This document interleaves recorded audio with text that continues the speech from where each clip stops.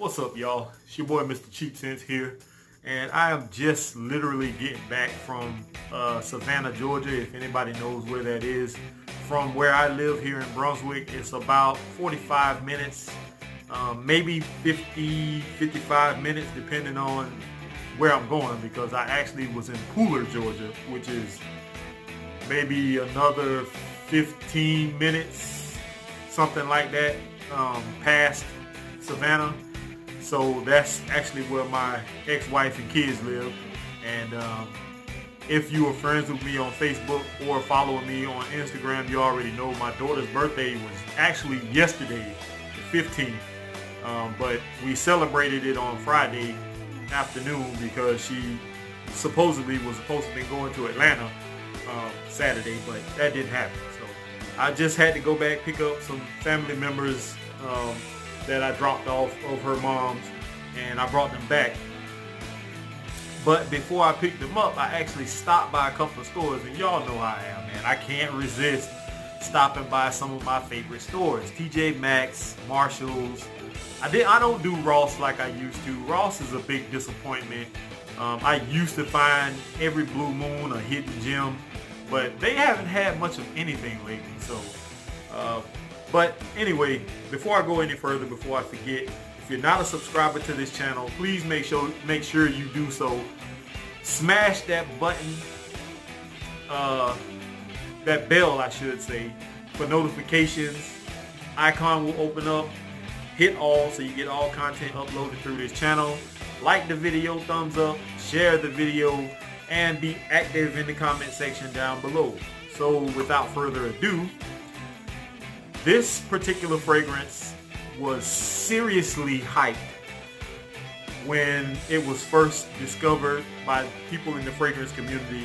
It used to be priced quite inexpensively. I've heard it used to be around $20 some odd dollars.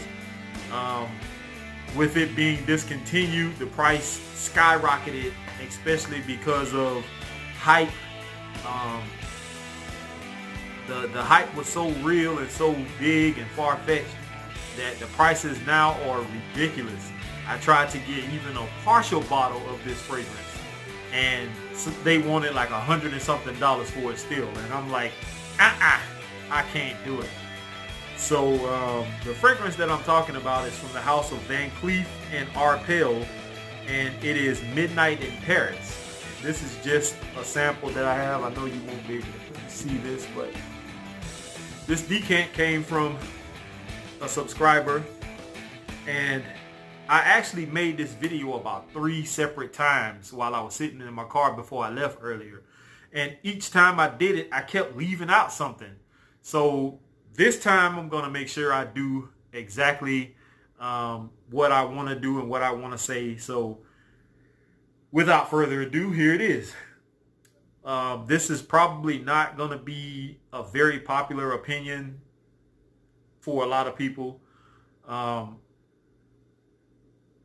First off, the box presentation is nice. I like the box. It's not the best box in the world. I like those ones that you open up and, you know, you really get a real presentation. The box is just a plain old cardboard box. It has some nice, you know, purples and blues and all these different colors on it.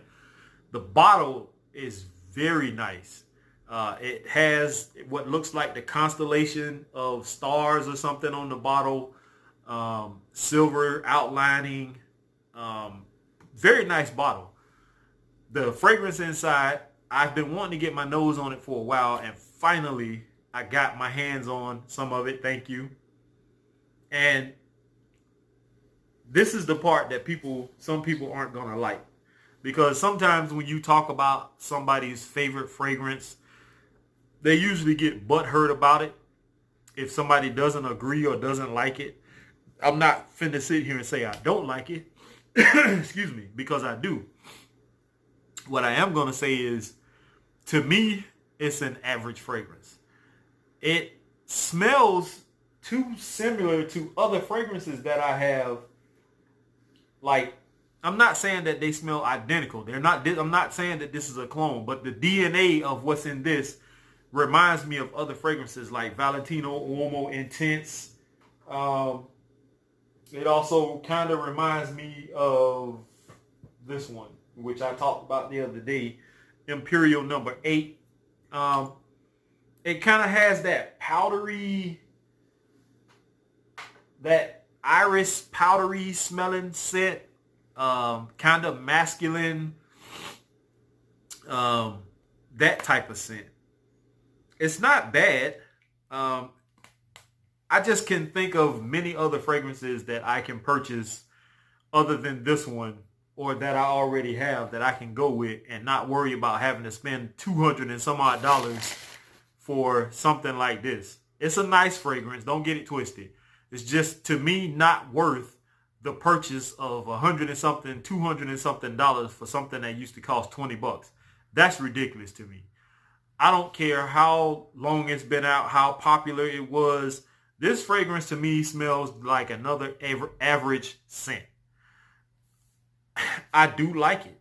If I didn't have other fragrances that smell similar to it, or has something similar like in the base or some kind of note of it, then I would probably be wowed by this fragrance. But I've smelled this DNA before.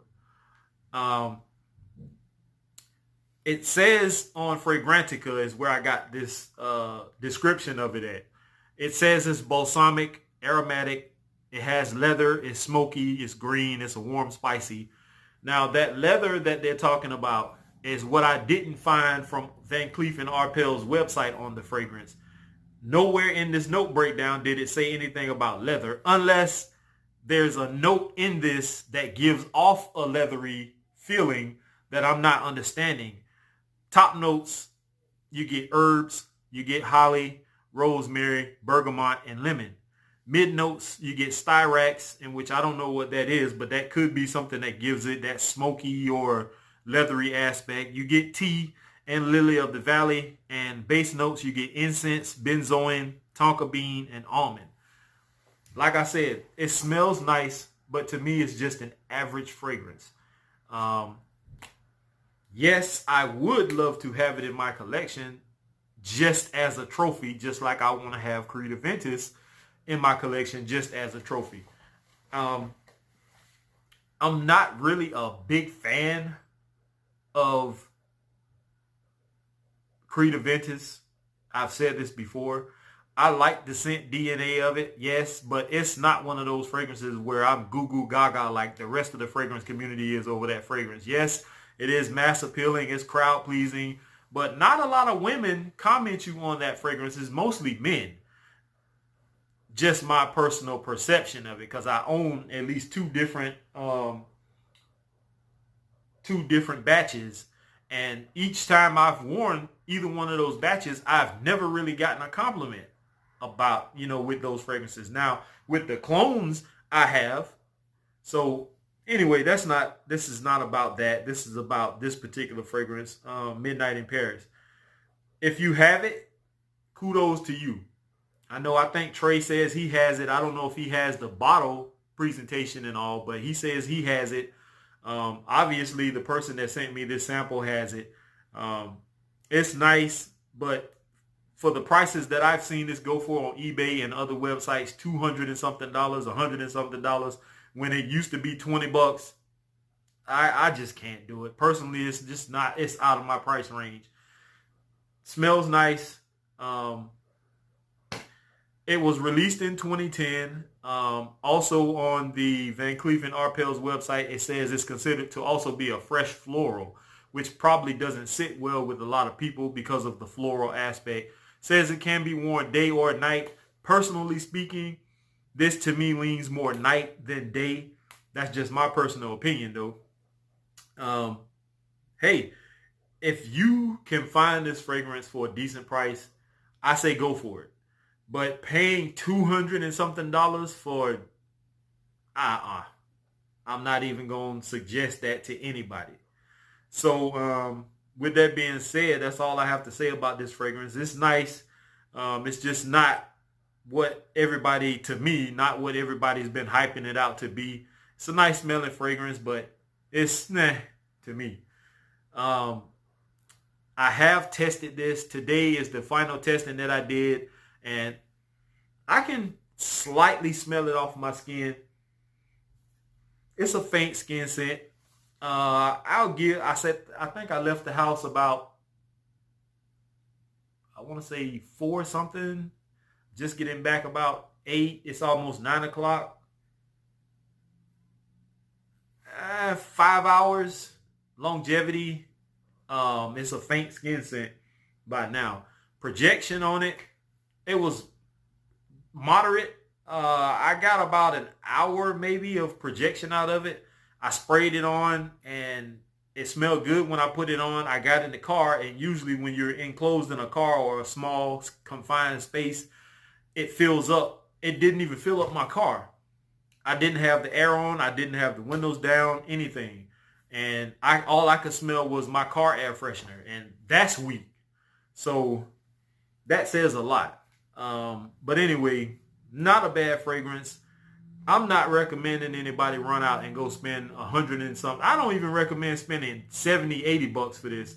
If you can find it for a decent price, pick it up. But anything above $80, I wouldn't do it. Not me personally anyway. I know there's some people who will be like, man, he's stupid. I'll just be stupid and keep my $200 and something in my pocket. But anyway, Van Cleef and Arpels Midnight in Paris. Finally got my nose on it. I like it, but just not enough to spend what they're asking for it. That's ridiculous. So at the beginning of this video, I said I stopped by a few stores, and I was gonna do some reviews in the store. I mean, some in-store video, but it wasn't enough in the stores to even want to show you guys. Like most of the stores I went to, TJ Maxx and Ross, their shelves were almost bare. I think at Marshall's, I found about 6 Aqua de Parmas, and I got excited, but they all ended up being the shower gel, and I'm not big on shower gel like that, so not spending $30 something or $40 something for some shower gel when I thought I was getting cologne. I'm not doing that either. What else did I find in Marshall's? They didn't have much at all, to be honest. TJ Maxx next door, well, a few stores down from it, they didn't have much either. I did end up going to a whole nother TJ Maxx on the opposite side of town, closer to where my kids stay, and I found 2 fragrances there. One of them, well, actually, I'll say the other TJ Maxx I did find, I think it's something called Emerge. You will see them. One of them is a silver flask looking bottle. It's silver up top with like some spikes that look like the bottle from Valentino, and the bottom of the bottle is clear. If you've ever seen any of those with the cap that pops off the top, you see those in abundance. I think somebody posted on Instagram that they had one. I saw 2 of those, and the one that I really am interested in, which actually also has a masculine kind of powdery note to it, smells like this. But every time I find it, the top is always, well, the atomizer, the spray top is missing, and the plastic piece that the atomizer, the squirter top goes on top of, is always bent or broken. So I couldn't get my hands on that one. Then they had another one. The silver one was the first one that sprayed. It smelled pretty good. It has like a vetiver type smell to it, which smells great. And then the other one, I think it was a darker color one, and those were the only 2 I saw of those.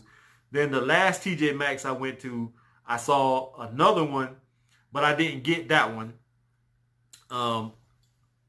What I did find was one I never thought I would actually see in a discount store. I had this one before, and I sold it like an idiot after all that time of me hunting for it and finding it, and now they're in abundance. Like that particular TJ Maxx had a bunch of these fragrances lined up. And it's from the House of English Laundry. I ran back into, sorry about the light, Tahitian Waters.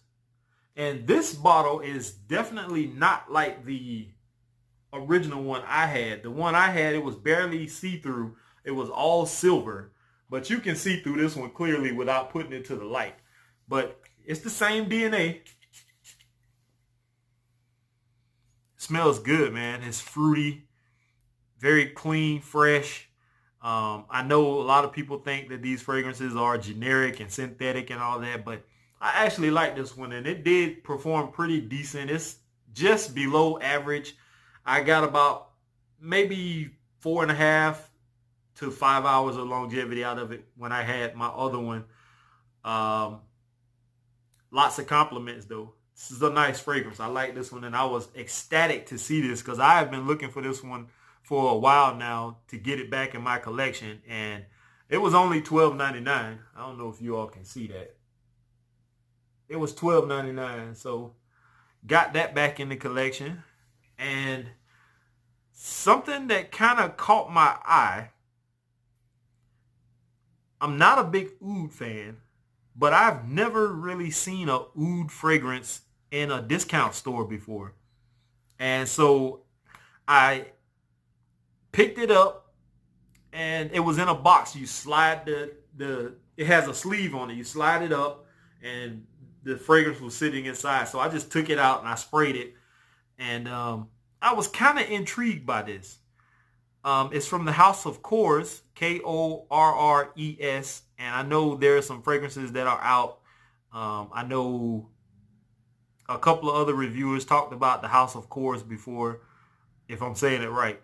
This one is Eau de Parfum concentration, 1.69 ounces, 50 ml it says. And that's what intrigued me, the Eau de Parfum concentration.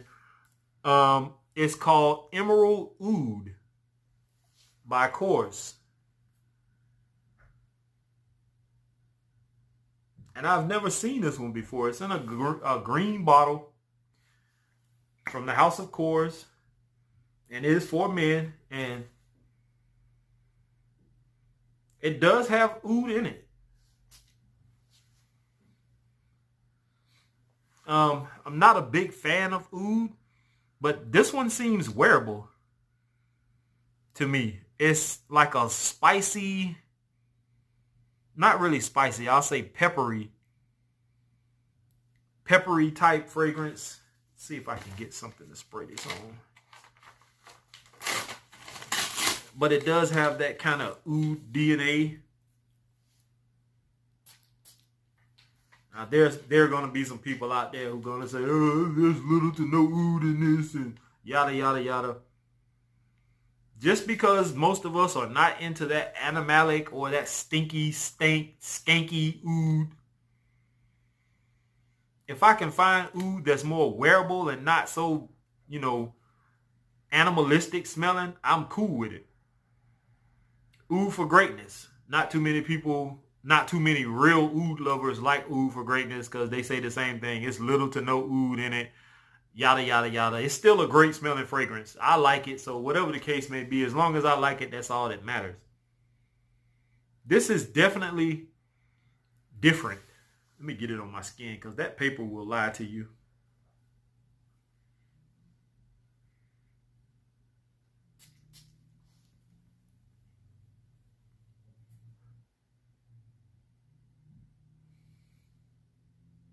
Yeah, this is definitely different than anything I have in my collection that I personally have paid for. It's not a stinky, skanky oud. There's a little in here.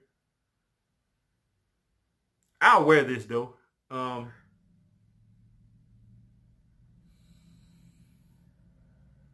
Real oud lovers probably wouldn't be impressed by this one, to be honest with you.